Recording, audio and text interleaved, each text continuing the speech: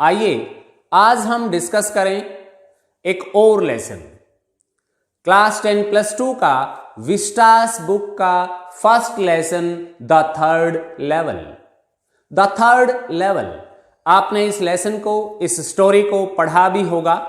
बड़ी अजीब सी स्टोरी आपको ये लगी होगी, थोड़ा सा इसको समझने में मुश्किल भी हुई होगी, क्योंकि हम केवल प्रेजेंट में जीते हैं, हम केवल प्रेजेंट को समझते हैं। जब हम अपने पास्ट में जाते हैं या अपने फ्यूचर में जाते हैं तो चीजें थोड़ी सी कॉम्प्लिकेटेड हो ही जाती हैं। इस लेसन को शुरू करने से पहले मैं आपसे पूछना चाहता हूं, क्या अभी कभी आपने सपने देखे हैं? आपने सोते सोते हुए भी सपने देखे होंगे, आपने कुछ सपने जागते हुए भी देखे होंगे। क्या आपने कुछ ऐसी मूवीज देखी हैं जहां कोई एक कैरेक्टर, कोई एक पात्र किसी दूसरी दुनिया में चला जाता है? आपने एलियंस का नाम भी अवश्य सुना होगा। आपने गुलिवर ट्रेवल्स उपन्यास भी पढ़ा होगा, जिसमें गुलिवर कभी किसी दुनिया में चला जाता है तो कभी किसी दूसरी दुनिया में। इस लेसन में भी कुछ इसी प्रकार की कहानी है। आइए हम डिस्कस करें इस स्टोरी के बारे में, द थर्ड लेवल। ये फर्स्ट लेसन है और एग्जामिनेशन पॉइंट ऑफ व्यू से बहुत ही इंपॉर्टेंट है।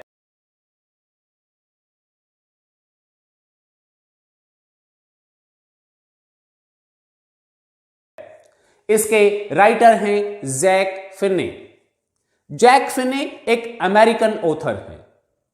जैक फिन्ने का जन्म 1911 में हुआ था और इनकी डेथ 1995 में। यहां पर यह जानना बहुत ही जरूरी है क्योंकि इसका बहुत ज्यादा गहरा रिलेशन है इस स्टोरी से। अर्थात उनका जो लाइफ स्पैन रहा वो 1911 टू 1995 रहा है, परंतु उन्होंने एक विजिट 1894 में की है, जो कि इससे बहुत पहले की बात है। वो अपने पास्ट में चले जाते हैं और किसी ऐसी दुनिया की कल्पना करते हैं या एक ऐसी दुनिया को एक्सपीरियंस करते हैं जो विचित्र है, जो आज प्रेजेंट के इनके लाइफ में नहीं थी। जैक फिन्ने के बारे में थोड़ा सा हम डिटेल में जानें तो इनकी लाइफ से रिलेटेड चीजें इस स्टोरी में दिखाई गई हैं। सबसे पहले हम जैक फिन्ने के बारे में जानते हैं कि वो एक अमेरिकन ऑथर हैं। अमेरिका के एक बहुत ही फेमस, बहुत ही पीसफुल सिटी गेल्सबर्ग, जो कि इलिनॉइस में है, गेल्सबर्ग इलिनॉइस, यहीं पर जैक फिन्ने की पढ़ाई लिखाई हुई है। ये यहीं के नॉक्स कॉलेज से पढ़े हैं और ये जगह इनको बहुत ज्यादा अच्छी लगती है। इस जगह से इनकी बहुत ज्यादा अटैचमेंट है। यहां पर ये अपने ग्रैंडफादर के साथ रहा करते थे, यहीं के स्कूल और कॉलेज में जाते थे। यहां मैं आपको ये इसलिए बता रहा हूं कि इसी प्लेस का, इसी गेल्सबर्ग इलिनॉइस का जिक्र है द थर्ड लेवल में। इसी को लेकर यह कहानी है। जैक फिन्ने ने बहुत सारी नॉवेल्स, शॉर्ट स्टोरीज लिखी हैं, लेकिन उनकी ज्यादातर राइटिंग्स थ्रिलर्स हैं या फिर साइंस फिक्शंस हैं। उन्होंने एलियंस को लेके भी एक बहुत बड़ी स्टोरी, एक बहुत बड़ी बुक लिखी है, जिसका नाम है द बॉडी स्नैचर्स। इस पर कई मूवीज भी बनी हैं और इनको बहुत ज्यादा अवार्ड्स भी मिले हैं। इनके कुछ वर्क्स हैं the body snatchers, time and again, the third level. बहुत ही सुंदर कहानियां जिनमें रियलिटी और इमेजिनेशन को इंटरवीव किया गया है, बुना गया है। बहुत ही अच्छे से रियलिटी और इमेजिनेशन का एक मिश्रण किया गया है। The body snatchers, time and again, the third level, ये इनके कुछ प्रमुख वर्क्स हैं, प्रमुख बुक्स हैं। जैक फिन्ने ने एक स्टोरी लिखी है जिसका नाम है द थर्ड लेवल, जो आपके सिलेबस में है। जैसा कि आपको पता चला कि द थर्ड लेवल उनके द्वारा लिखी गई कहानी जो पब्लिश हुई थी 1952 में, अर्थात 1952 के अराउंड ही लिखी गई थी। ये दोनों चीजें, इनका लाइफ स्पैन और इसकी पब्लिकेशन का ईयर ऑफ पब्लिकेशन बहुत ही इंपॉर्टेंट हैं इस स्टोरी को समझने के लिए। आइए हम बात करते हैं कि इस स्टोरी में कौन कौन से मेन कैरेक्टर्स हैं। सबसे पहला मेन कैरेक्टर है चार्ली, जो कि स्वयं नरेटर है, प्रोटैगोनिस्ट है। चार्ली जो कि 31 ईयर्स ओल्ड है, age of Charlie is 31 years and he himself is the narrator of the story। वही ये कहानी बताते हैं। जब हम इन की पॉइंट्स को, इन ब्रेन मैप्स को डिस्कस करेंगे तो आपको छोटे छोटे की पॉइंट्स को ध्यान में रखना है, क्योंकि यही क्वेश्चन, यही की पॉइंट्स एमसीक्यूज के रूप में, वन वर्ड आंसर के रूप में या वन सेंटेंस आंसर के रूप में आपसे पूछे जाने वाले हैं। Age of Charlie 31 years and he himself is the narrator of the story। Second is Louisa। Louisa Charlie की वाइफ है, Charlie's wife, a beautiful lady। And the third main character is Sam Weiner, जिसे short में Sam के नाम से ही जाना जाता है। वो एक साइकियाट्रिस्ट हैं, वो एक मनोचिकित्सक हैं और चार्ली के फ्रेंड भी हैं। Charlie's friend and a psychiatrist, Sam, Charlie, Louisa and Sam। 3 main characters are there। अगर हम चौथा मेन कैरेक्टर की बात यहां करें तो वो है यहां पर ग्रैंड सेंट्रल स्टेशन, दुनिया का बहुत बड़ा station, railway station of New York City, America. Grand Central Station, New York City. बार बार इस लेसन में, इस स्टोरी में इस ग्रैंड सेंट्रल स्टेशन का जिक्र होगा। इसे ध्यान से देखिए। इसी ग्रैंड सेंट्रल स्टेशन के इर्द गिर्द ये 3rd लेवल की कहानी घूमती है।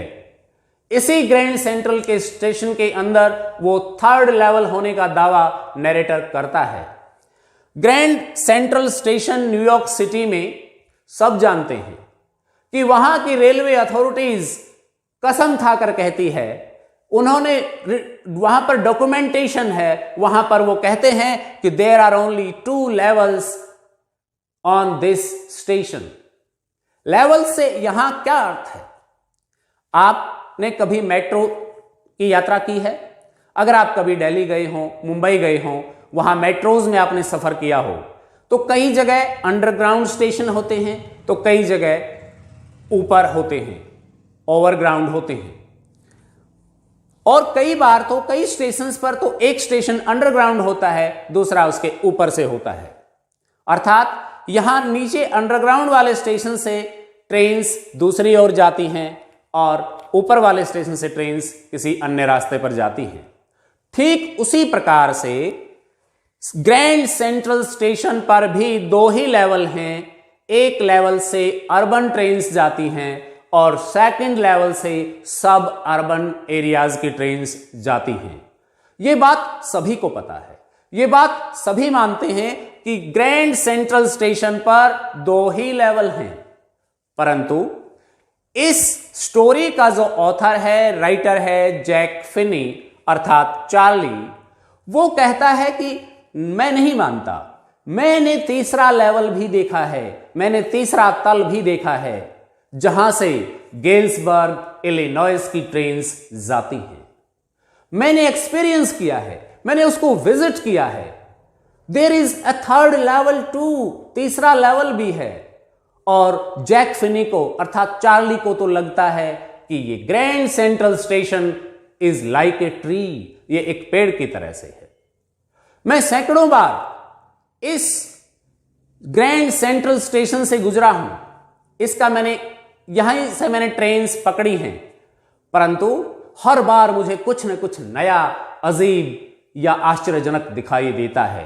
कभी नई स्टेयर्स दिखाई देती हैं, तो कभी नए कॉरिडोर्स, कभी नई ट्रेन्स दिखाई देते हैं, तो कभी नया लेवल ही दिखाई देता है। जिस प्रकार से एक पेड़ अपनी रूट्स को फैलाता रहता है या फिर अपनी ब्रांचेस को फैलाता रहता है, ठीक उसी प्रकार से ये ग्रैंड सेंट्रल स्टेशन, जिसे GCS भी कहा जाता है, ये स्टेशन भी उस पेड़ की भांति फैलता रहता है, अपने आप ही फैलता रहता है, ऐसा चार्ली मानते हैं। वो कहते हैं कि मैंने 3rd लेवल को भी विजिट किया है, ये ऑथर का अर्थात चार्ली का दावा है। परंतु जो रेलवे अथॉरिटीज हैं न्यूयॉर्क सिटी की, हेवन की, न्यू हेवन की, वो कहते हैं कि देयर आर ओनली 2 लेवल्स।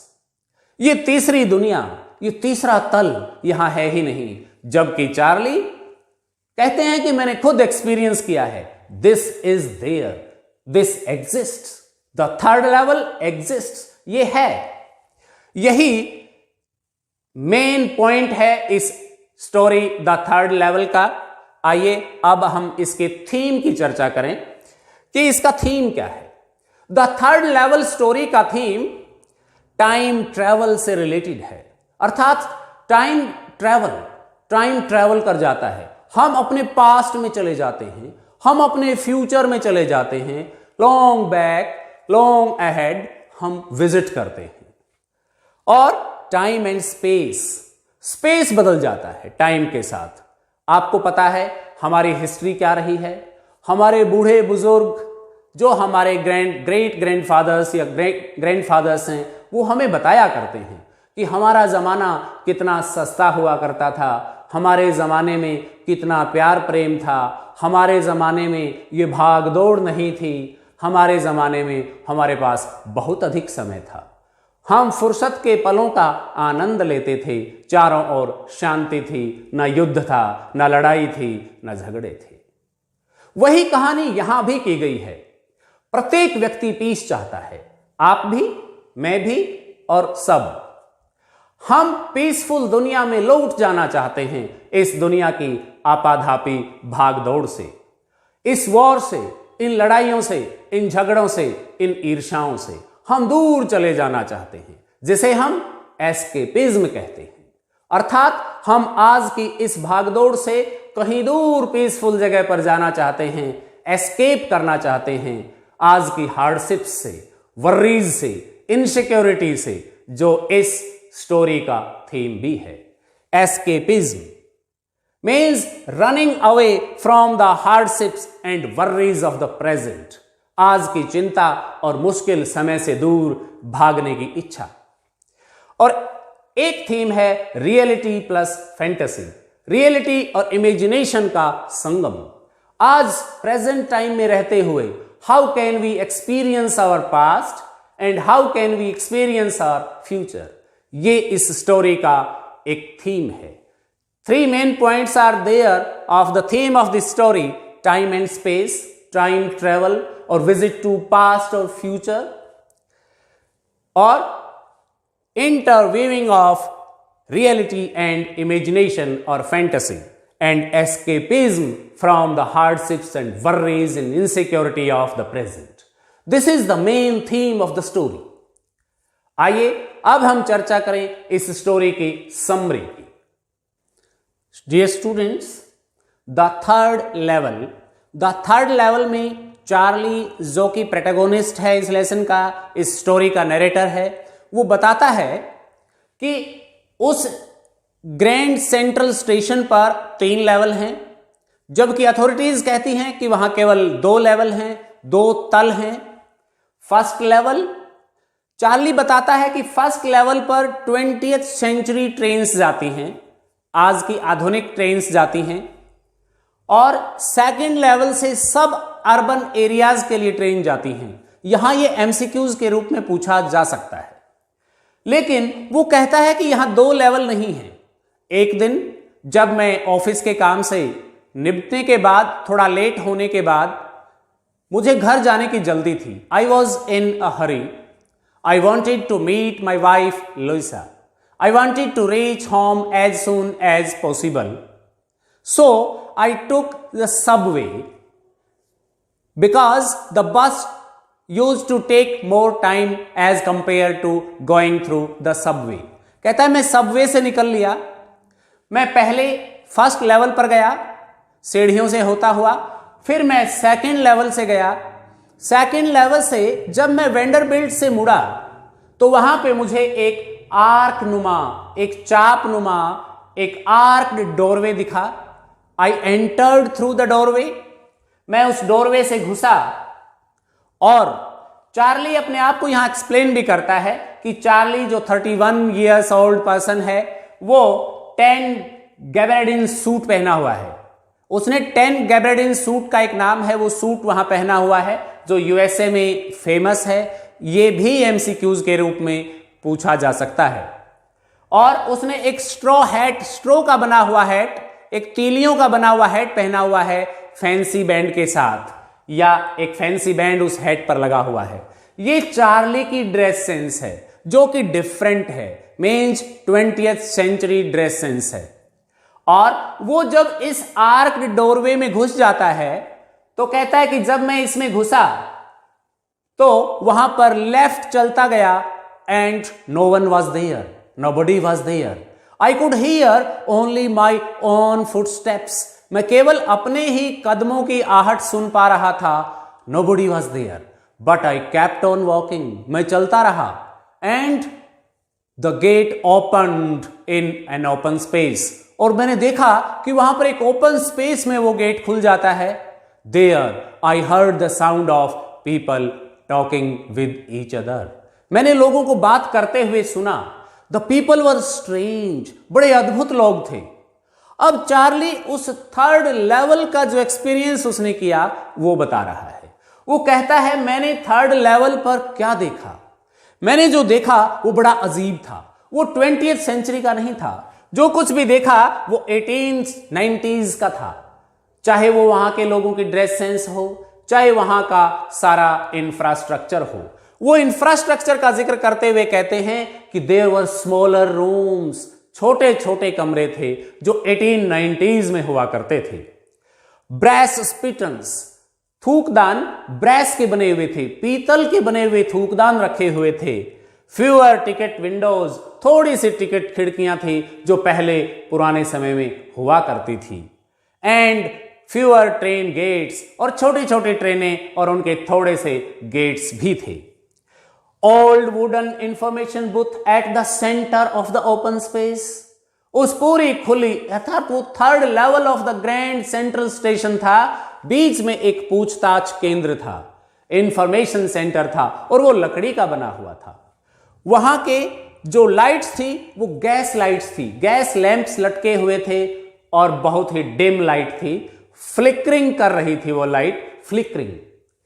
और वहां के लोगों की ड्रेस सेंस के बारे में चार्ली बताते हैं कि वहां मेन और वेमेन डिफरेंट ड्रेस सेंस में थी, जो अभी 20th सेंचुरी की ड्रेस नहीं हो सकती। जो 1890s की ड्रेस थी वैसी ड्रेस उन लोगों ने पहनी हुई थी। वहां के मेन को उस स्टेशन की थर्ड लेवल के पुरुषों को एक्सप्लेन करते हुए चार्ली बताते हैं कि वहां के लोगों ने लॉन्ग ब्लैक स्लीव प्रोटेक्टर्स पहने हुए थे, ब्लैक स्लीव प्रोटेक्टर्स पहने हुए थे। डॉर्बी हैट्स, लंबे लंबे ऐसे हैट्स पहने हुए थे। 4 बटन सूट्स पहने हुए थे विद लेपल्स, लेपल यहां से मुड़ा हुआ एक कुछ होता है, छोटा सा टैनी लेपल्स के साथ 4 बटन वाले सूट उन लोगों ने पहने हुए थे, जो आजकल कोई नहीं पहनता, नहीं होते। उनकी लंबी लंबी मस्टीज मूछें थी, साइड बर्न्स थे, स्पेशल फैंसी बियर्ड्स एंड मस्टीज थी, अलग प्रकार की, जो आजकल कोई नहीं रखता। कहता है मैंने एक्सपीरियंस किया है, मैंने देखा है ये सब कुछ। और वहां पर उसने एक पुराना लोकोमोटिव इंजन भी देखा जो फनल शेप्ड था, फनल शेप्ड इंजन था, फनल के आकार का था, कीप के आकार का था, जिसपे कीप के आकार की कुछ चीजें बनी हुई थी। कोरियर एंड ईव्स कंपनी का, कोरियर एंड ईव्स कंपनी का। ये एमसीक्यूज में भी पूछे जा सकते हैं और बड़े क्वेश्चंस में भी, कि कौन सी कंपनी का इंजन उसने थर्ड लेवल पर देखा, कोरियर एंड ईव्स। किस शेप का था, फनल शेप्ड इंजन्स। कैसा था, भाप वाले इंजन थे, कोल इंजन थे, लोकोमोटिव्स जिसे वो कहते हैं, जो पहले हुआ करते थे। आपको भी पता है कि ट्रेन की शुरुआत कब हुई थी, इंडिया में अगर हम बात करें तो 1853 में, और ये यहां पर 1890s की बात कर रहा है, वहां अमेरिका की बात कर रहा है। वो कहता है कि थर्ड लेवल मैंने देखा है, मैंने एक्सपीरियंस किया है, वहां के लोग ऐसे थे, वहां का इंफ्रास्ट्रक्चर ऐसा था, और वहां के लोग बड़े अजीब थे, उनका आउटलुक, उनकी ड्रेस सेंस, उनका पहनावा टोटली डिफरेंट था। वहां की विमेन स्कर्ट्स, टॉप तक जाती हुई स्कर्ट्स पहने हुई थी। एक महिला को उसने देखा जिसके हाथ में पाम ट्री, पाम लीव्स का फैन था, अर्थात एक पंखा वो डुला रही थी, और हाई बटन्ड शूज थे, ऊंचे ऊंचे जूते, बटनों वाले जूते पहने हुए थे, स्कर्ट जूतों तक जाती थी। वहां की महिलाओं को भी, की ड्रेस सेंस को भी इसने एक्सप्लेन किया, उसके बारे में बताया, वहां के पुरुषों के बारे में बताया, वहां के इंफ्रास्ट्रक्चर के बारे में बताया। कहता ये सब मैंने वहां एक्सपीरियंस किया। फिर वो ये सारी चीजें और क्या क्या उसने वहां देखा, क्या क्या उसने महसूस किया, आइए डिस्कस करते हैं। इसके पश्चात चार्ली आगे एक्सप्लेन करता है, कहता है कि मैंने थर्ड लेवल के उस स्टेशन को देखा, वहां का सारा इंफ्रास्ट्रक्चर, वहां के लोगों को देखा। तो फिर वो एक न्यूज़पेपर बेचने वाले एक लड़के के पास जाता है जिसके पैरों में स्टैक ऑफ न्यूज़पेपर रखे हुए हैं। वहां पर एक वो न्यूज़पेपर देखता है और उस न्यूज़पेपर का नाम है द वर्ल्ड। अब वहां पर जो उसने न्यूज़पेपर देखा, उसे खुद पता है कि the world newspaper has not been published for a long, लंबे समय से यह अखबार तो बंद हो चुका है। फिर वो उस अखबार को ध्यान से देखता है और उस पर डेट लिखी हुई है जून 11, 1894, 11 जून 1894, और जिस पर प्रेसिडेंट क्लीवलैंड से रिलेटेड एक स्टोरी छपी हुई है। बाद में चार्ली एक पब्लिक लाइब्रेरी में भी इसी डेट के इसी द वर्ल्ड न्यूज़पेपर को ढूंढता है और वो पाता है कि वही न्यूज़पेपर, उसी डेट का न्यूज़पेपर और वही प्रेसिडेंट क्लीवलैंड से संबंधित स्टोरी वहां वो देखता है। रियलिटी और इमेजिनेशन का कितना सुंदर संगम।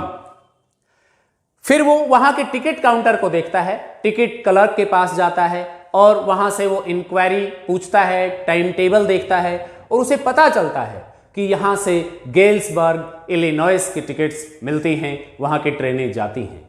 उसे गेल्सबर्ग बहुत ज्यादा पसंद है क्योंकि उसके लिए गेल्सबर्ग की सुंदरता का वर्णन भी वो इस स्टोरी में करता है। Big houses, huge lawns, a lot of leisure time, beautiful and wonderful trees, big evenings और people sitting talking to each other, having cigar, and women having palm leaf fans and talking to each other.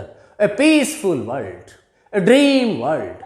वहीं वो जाना चाहता है, so he wants to buy 2 tickets for Galesburg, Illinois. One for himself and the other one for his beautiful wife, Louisa. पति पत्नी दोनों के लिए वो 2 टिकटें खरीदना चाहता है। वो टिकट क्लर्क के पास जाता है, he goes to ticket clerk and asks for 2 tickets for Galesburg, Illinois.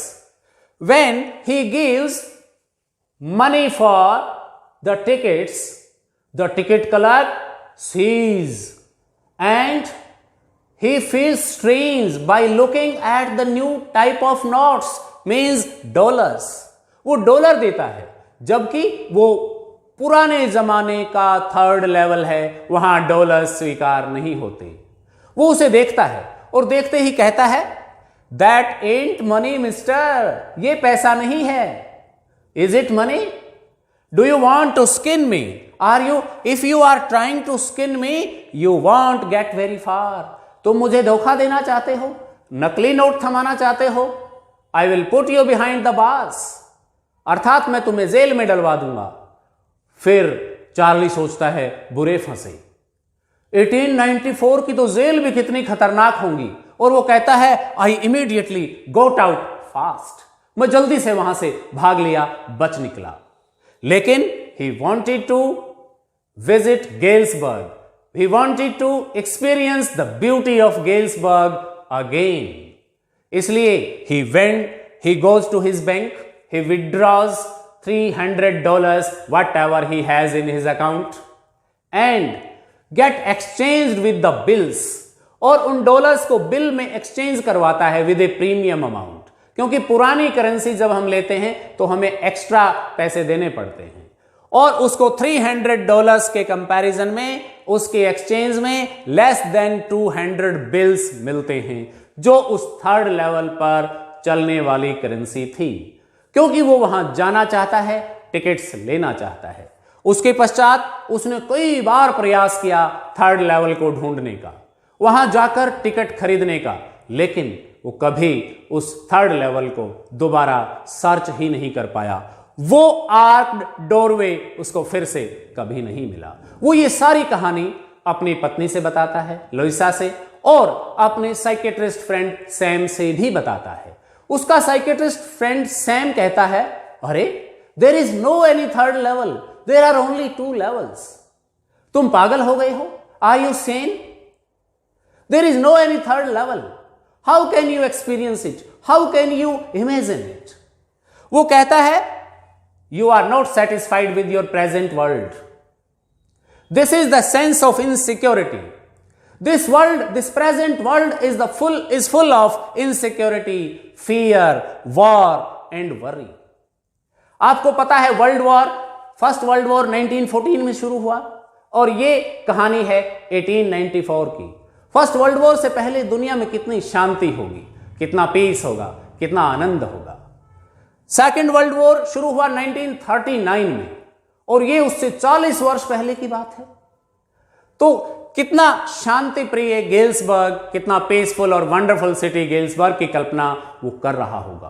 कहता है, जब हम संतुष्ट नहीं होते, जब हम इनसिक्योर होते हैं, वर्रिड होते हैं, फेयरफुल होते हैं, तो हम शांति की जगह जाना चाहते हैं। This is known as escapism. आप एस्केप करना चाहते हैं, आप रियलिटी से भागना चाहते हैं, इसलिए आपने थर्ड लेवल को इमेजिन किया है। थर्ड लेवल नाम का कोई लेवल ग्रैंड सेंट्रल स्टेशन पर है ही नहीं। आप तो एक रिफ्यूज लेना चाहते हैं इस दुनिया से परे, किसी शांत जगह पर। यही आपका दिमाग सोच रहा है, इसलिए आपने थर्ड लेवल को इमेजिन किया। लेकिन, और वो सैम कहता है, this is a walking dream wish fulfilment, चलते हुए अपनी इच्छाओं को पूरा करने वाले का सपना है ये। वो सपना आप ले रही हो, ऐसा कुछ है नहीं। इस पूरी कहानी से लोइसा गेट्स वर्रिड, वह भी चिंतित हो जाती है, and asked her husband never to search third level again, कि आप मत ढूंढना थर्ड लेवल को, आप पागल हो गए हो। लोइसा को भी चिंता हो जाती है। लेकिन उसके बाद जो थर्ड लेवल उसने चलते चलते उस शाम को ढूंढ लिया था, अचानक एक्सीडेंटली, आज जानबूझकर प्रयास करने के बाद भी वो ढूंढ नहीं पा रहा है। दिस इज अ मिस्ट्री, यही रहस्य है इस लेसन में। आइए देखते हैं आगे क्या होता है। काफी लंबे समय के बाद चार्ली को जब थर्ड लेवल प्रयास करने के बावजूद नहीं मिलता है, तो चार्ली पुनः अपने फिलेटली अर्थात टिकट कलेक्शन की जो उसकी हैबिट थी, उसको जो उसकी हॉबी थी, उसमें एक दिन लेटर्स को देख रहा होता है। उससे पहले उसका psychiatrist friend Sam accidentally disappear हो जाता है, अर्थात वहां से गायब हो जाता है। किसी को नहीं पता कि वो कहां गया। चार्ली सस्पेक्ट करता है, संदेह करता है कि जरूर सैम गेल्सबर्ग इलिनॉइस चला गया होगा, उस पीसफुल दुनिया में चला गया होगा, उस बहुत ही सुंदर जगह पर चला गया होगा। फिर एक दिन वो अपने पुराने लेटर्स को अपने ड्रॉवर्स में देख रहा होता है। He finds a first day cover. यहां पर यह जानना जरूरी है कि फर्स्ट डे कवर क्या होता है।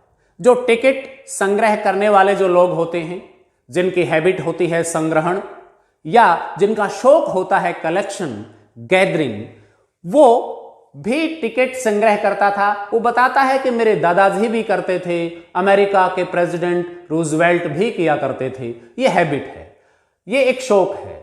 कोई कॉइन्स इकट्ठे करता है, कोई टिकट्स इकट्ठी करता है। उसने एक फर्स्ट डे कवर देखा। फर्स्ट डे कवर होता है जब भी कोई नई डाक टिकट जारी होती है, तो पहली डाक टिकट एक खाली लिफाफे पर लगाकर उसमें एक प्लेन पेपर डालकर स्वयं का एड्रेस करके हम भेजते हैं ताकि उसका रिकॉर्ड रहे।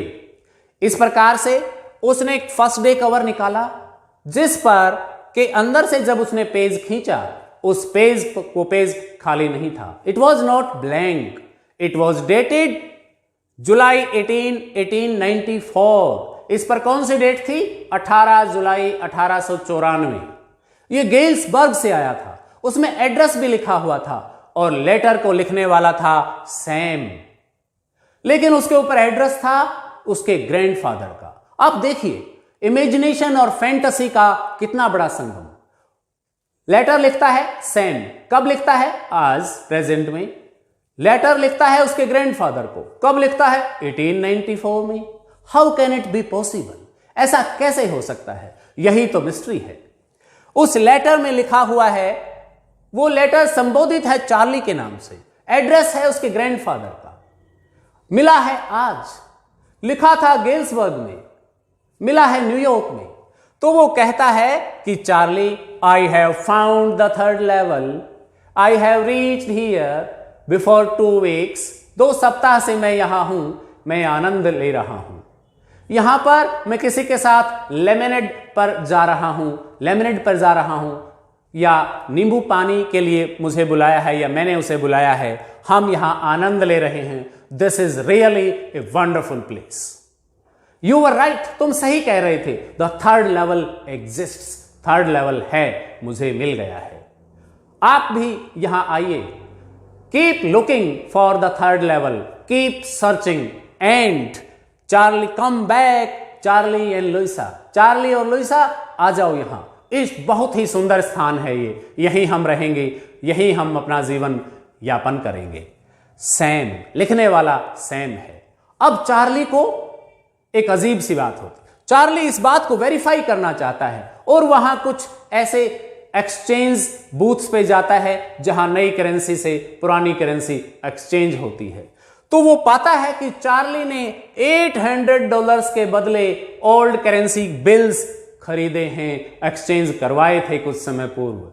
अब उसे विश्वास हो जाता है that Charlie had gone to Galesburg, he is in Galesburg, Illinois.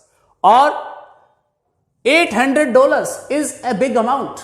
वो कहता है इतनी अमाउंट से तो वो जो कहा करता था कि मैं हे, फीड, ग्रेन का बिजनेस करूंगा, व्यापार करूंगा, वो हे, फीड और ग्रेन का व्यापार उसने वहां शुरू भी कर दिया होगा और बिजनेस उसने वहां स्टार्ट भी कर दिया होगा, अक्सर वो कहा करता था।